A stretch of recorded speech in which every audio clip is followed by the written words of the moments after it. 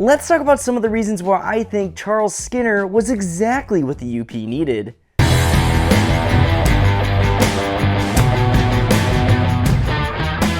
What's going on, Midwest skiers and riders? Matthew Zabransky with MidwestSkiers.com, and if you somehow missed the news regarding the sale of Big Snow, well, you should watch our other video right down there. Just go watch it now. In that video, I mentioned that I thought this was the biggest news since Vail entered the Midwest market back in 2012, and I stand by this point.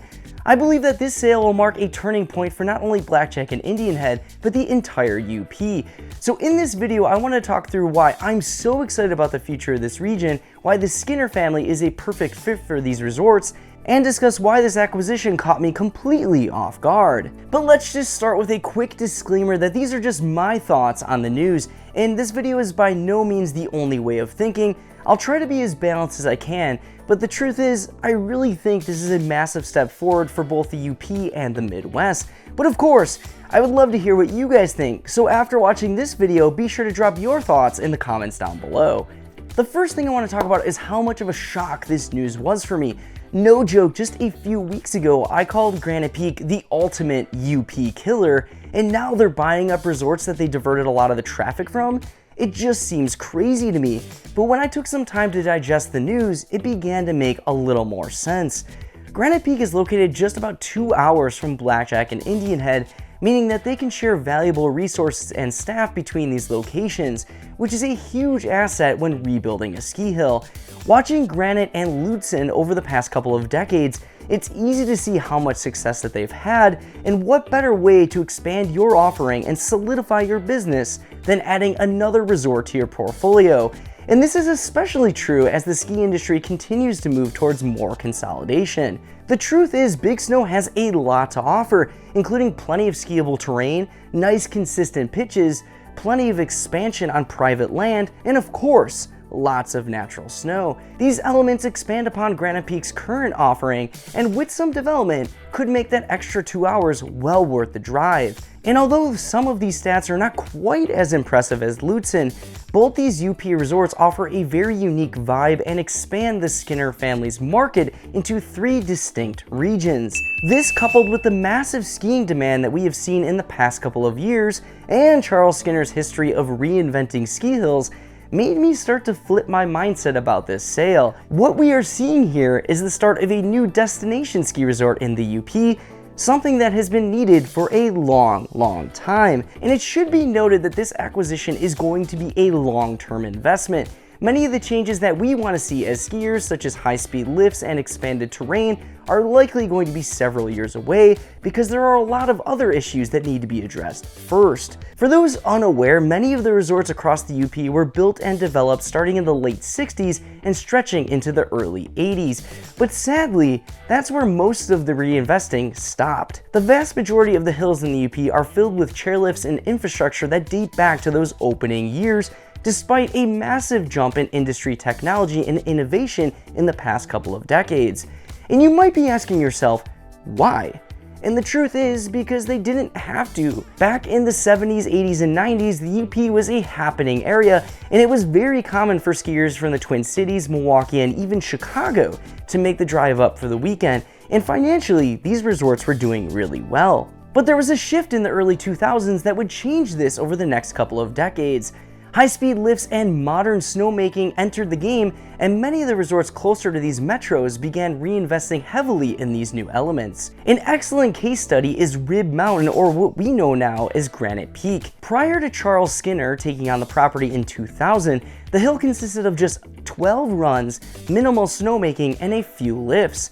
However, by 2014, the hill boasted 6 lifts, including 3 high speeds, one of the most impressive snowmaking systems in the Midwest, and over 50 runs. The key to this rapid expansion was reinvesting back into the hill year after year, something that many of the UP resorts didn't do during their successful years. As you could probably imagine, this creates a massive problem for new owners that want to take on a ski area in the UP.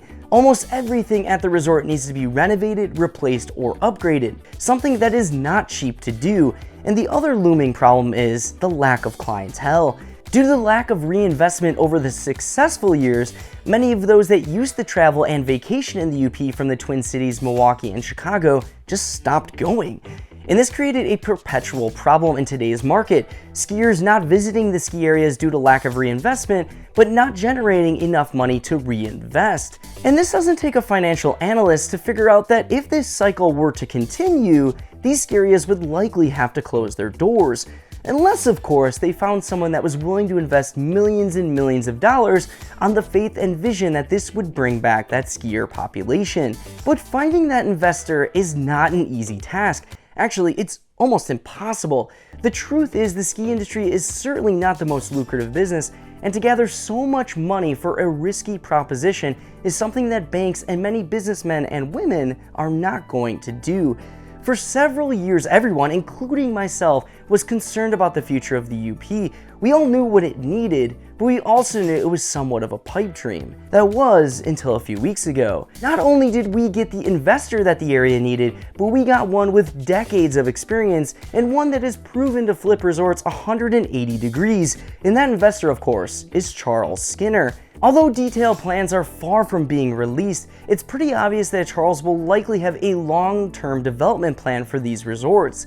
Of course, it's going to take years and years to fully develop, but it has the potential to be what the UP used to be back in the 80s and 90s, a destination region for the Midwest ski population. And the reason I think this is so critical to the success of the UP is because we need to give people a reason to travel to the region again. We are beginning to bring in a new generation to this sport, one that likely has never experienced the UP back in its heyday and likely might not even know it exists. Updating and creating a new modern resort coupled with Lutsen and Granite Peak's existing marketing and brand awareness will drive new traffic to the area, something that it has desperately needed over the past couple of decades.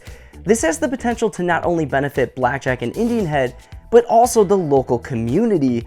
Imagine how much of a difference increasing tourism traffic could have on the local economy.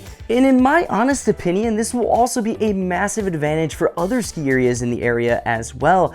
These areas will also likely see an increase in traffic, and having such a great diversity of hills within 30 minutes is something very unique for the Midwest. For reference, less than 30 minutes away you have Big Powderhorn, Whitecap Mountains, and Mount Zion. Then just under an hour away, you even have the Porkies, all of which offer a different experience both on and off the hill. Now, of course, as a hill begins to reinvent themselves through upgrades and changes, there need to be adjustments made to the product pricing. Will lift ticket prices at Big Snow increase? Well, yeah, they will, of course. But those increases in pricing will also reflect an added experience. New lifts, snowmaking, updated lodges, and infrastructure all cost money, and resorts need a way to pay for that. The great thing about this region, however, is the ability to choose ski areas that fit your budget, terrain preferences, and the vibe given the number of resorts within this small region. Another topic that I want to quickly address is the need for increased snowmaking. Given that the region sees an annual snowfall of about 200 inches, many think that there is not a massive need for snowmaking, but in today's ski market, that just isn't the case. And no, I'm not talking about global warming, but yeah, that is a huge factor. A bigger factor is that snowmaking technology has become so embedded in today's Midwestern hills that it is expected everywhere you go. People expect resorts to have great coverage by Christmas and book their trips and holidays with the confidence that they will be able to ski as much terrain as possible. Operating a destination resort relies heavily on snowmaking because you have to guarantee the best experience for your guests, and snowmaking does just that. It takes a lot of the guessing game out of the equation, and of course, Mother Nature will always throw you curveballs, but knowing that all you need is a few solid nights to open your hill is critical to a healthy Midwest ski hill in today's market. To understand how inadequate snowmaking at Big Snow currently is, let's compare it to Granite Peak. From some digging around across the industry, I estimate that across both Indianhead and Blackjack, they have about 30 to 40 working fan guns, most of which are much older technology.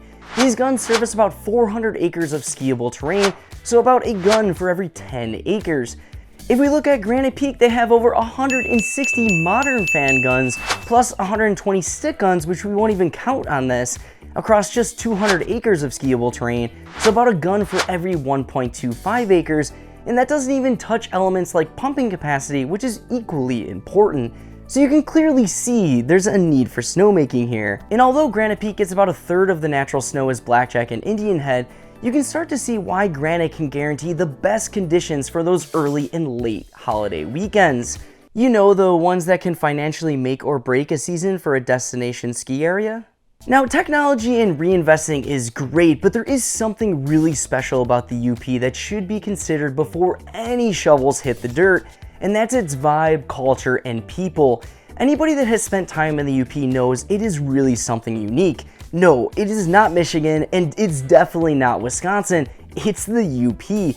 That UP feeling and culture is something that needs to be present within the resort. No debating this just has to happen.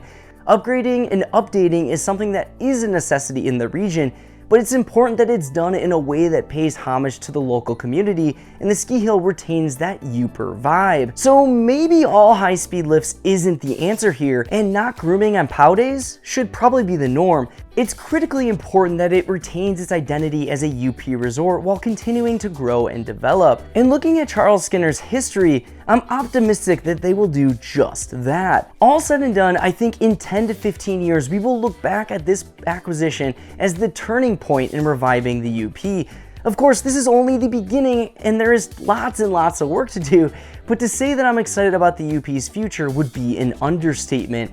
The UP holds a special place for so many, and I couldn't think of anyone better to bring it back to its former glory than the Skinner family, and I cannot wait to see how the ski area develops over the next several years. But there you guys have it, a few reasons why I think this acquisition will be a pivotal moment for the future of skiing in the UP. But until next time, I hope all of you guys have a great week, pray for snow, and I'll see you guys out there.